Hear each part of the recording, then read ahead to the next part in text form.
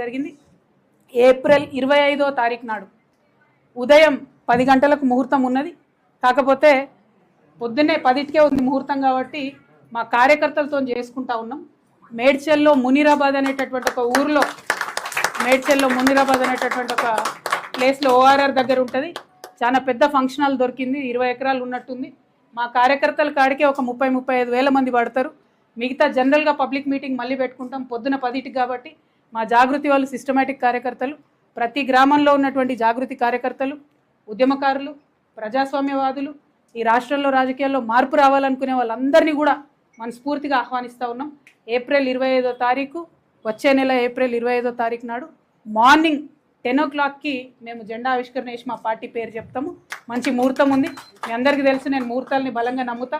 మరి కాలానుగుణంగా పనులు చేస్తే ప్రజలకు కలిసి వస్తుందని నేను బలంగా నమ్ముతున్నా కాబట్టి ఆ ఉదయం పూట అయినా తీసుకోవడం జరిగింది. ఆ మొత్తం డీటెయిల్స్ అన్నీ కూడా ట్విట్టర్లో, ఫేస్బుక్లో, వాట్సాప్లో మళ్ళీ మీకు లొకేషన్తో సహా. ఆ హాల్ పేరు ఆద్య కన్వెన్షన్, అద్వయ కన్వెన్షన్, మునీరాబాద్. మార్నింగ్ 8 కల్లా మన కార్యకర్తలందరూ చేరుకోవాలి. ఎందుకంటే 8 నుంచి మనం అందరం కొంత మాట ముచ్చట వేసుకొని 10కి ముహూర్తం ఉంటుంది కాబట్టి 10కి లాంచ్ చేసుకుందాం. ఆ మొత్తం 18 ఎకరాల్లో కూడా మరి ప్రాంగణాలు ఎట్లుండాలి, స్టేజ్ ఎట్లుండాలి, మేము మా ప్రాంగణానికి ఎవరి పేరు పెట్టుకుంటాం. ఎందుకంటే మేము జయశంకర్ సార్ని ప్రాణంగా కొలుసుకుంటాం, మీ అందరికీ తెలిసిందే. జయశంకర్ సార్ పెట్టుకుంటాం. ఇంకా చాలా పేర్లు ఉన్నాయి, చాలామందిని గౌరవించేది ఉంది. అవన్నీ కూడా డిసైడ్ చేసి ఈ నెక్స్ట్ 28 డేస్ టైంలో మీ అందరికీ కూడా వివరాలు ఇవ్వడం జరుగుతుంది. మా దగ్గర జాగృతి నుండి ప్రతి గ్రామం నుంచి కార్యకర్తలు తరలి రావాలి. పొద్దున్నే ఉంది కాబట్టి మంచిగా పొద్దుగాలు లేచి సద్దన్నం తిని బయలుదేరండి. వచ్చినాక మీటింగ్ అయినా ఉడకన్నం తిందాం. కాబట్టి ప్రతి ఊరు నుంచి ఎక్కడ జాగృతి కార్యకర్తలు ఉంటే అక్కడ బయలుదేరి రావాలి. ఎవరి గురించి ఆలోచించొద్దు. మనకెవరో వచ్చి ఏదో బండ్లు పెడతారు, ఏదో చేస్తారు అనుకోవద్దు. ఇది మన పని, మన రాష్ట్రం పని, మన కోసం మనం చేసుకునే పని. కాబట్టి ఖచ్చితంగా ఈ రాష్ట్ర రాజకీయాలు మార్చాలి. ముఖ్యంగా యువ మిత్రులకు నేను చెప్తా ఉన్నాను, రిక్వెస్ట్ చేస్తూ ఉన్నాను. మరి మనము తెలంగాణ వచ్చినప్పటి నుంచి కూడా ఇంకా కూడా జాబ్ల కోసం వెయిట్ చేస్తున్నటువంటి పరిస్థితి ఉంది ఇప్పటి వరకు కూడా. మరి యువ మిత్రుల కోసం ఏం చేయబోతా ఉంది కొత్త పార్టీ అని ఆ రోజు చెప్పబోతా ఉన్నాం. యువతకు, మహిళలకు పెద్ద ఎత్తున ప్రాధాన్యత ఉంటుంది కాబట్టి యువ మిత్రులు, మా ఆడబిడ్డలు, ప్రత్యేకించి మా ఆడబిడ్డలను నేను రిక్వెస్ట్ చేస్తూ ఉన్నా. మగవాళ్ళు చేసే రాజకీయాన్ని ఇన్ని రోజులు చూసినాం, మగవాళ్ళు నడిపినటువంటి పార్టీలు ఇన్ని రోజులు చూసినాం. మనం బిడ్డ జాబ్ కోసం ఎదురు చూడాలి, మన ఇంటికి వచ్చే లోన్ కోసం ఎదురు చూడాలి, పంటకు వచ్చేటటువంటి బోనస్ కోసం ఎదురు చూడాలి. టైంకు మాత్రం ఏదేవరు ఇచ్చినట్టుగా కనబడతలేదు.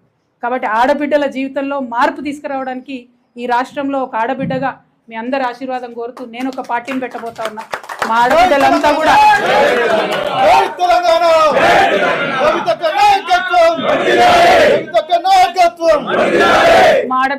కూడా ప్రతి ఊరు నుండి కూడా తరలి రావాలని చెప్పి నేను రిక్వెస్ట్ చేస్తూ ఉన్నాను.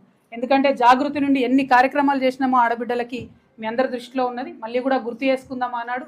నిజమైనటువంటి మార్పు ఎట్లా తీసుకొస్తామో ఖచ్చితంగా ఈ రాష్ట్ర రాజకీయాల్లో చూపించాలి. అదేవిధంగా మా బీసీ బిడ్డలకు మీకు తెలుసు ఎంత కొట్లాడుతున్నామో మనం బీసీ బిల్లు సాధించుకోవడానికి.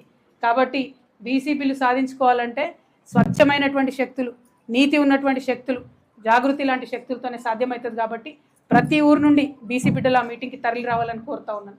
అట్లానే మా దళిత బిడ్డలు అనేక కార్యక్రమాలు చేసినాం. ఎక్కడ ఆకృత్యాలు జరిగితే అక్కడ వచ్చి మీ వెంట నిలబడ్డాం. రాజ్యాంగంలో మనకున్నటువంటి హక్కుల్ని పరిరక్షించుకొని ఆత్మగౌరవంతో కూడినటువంటి అభివృద్ధి రావాలని మీకోసం పాటుపడుతూ అసెంబ్లీలో అంబేద్కర్ గారి విగ్రహాన్ని పెట్టాలని కొట్లాడినటువంటి ఏకైక సంస్థ జాగృతి. మరి ఆ సంస్థ ఇవాళ పార్టీగా మారబోతా ఉంది. కాబట్టి ప్రతి గ్రామం నుంచి దళిత బిడ్డలు తరలి రావాలని కోరుతా ఉన్నాను. ఎస్టీ బిడ్డలు ఎవరైతే ఉన్నారో, ప్రధానంగా మా లంబాడ బిడ్డలు, మీకు తెలుసు మొన్న మనం హాతీరామ్ మఠంని కాపాడడంతో మొదలు పెట్టుకుంటే అనేక కార్యక్రమాలు చేసుకున్నాం. మరి మా లంబాడ బిడ్డలు ప్రతి తండా నుంచి తరలి రావాలని కోరుతా ఉన్నాం. మా ఆదివాసీ బిడ్డలు ఉన్నారు. ఎరకల నాంచారమ్మని ఎవరు గుర్తు చేయలేదు. కొమరం భీం విగ్రహాన్ని పెట్టాలని ఉద్యమ కాలంలో పోతే అరెస్ట్ అయినటువంటి వ్యక్తిగా ఇవాళ నేను మిమ్మల్ని కోరుతా ఉన్నాను. సమ్మక్క సారలమ్మల రాజ్యం తీసుకురావాలని ఆరాటపడేటటువంటి వ్యక్తిగా మిమ్మల్ని కోరుతా ఉన్నాను.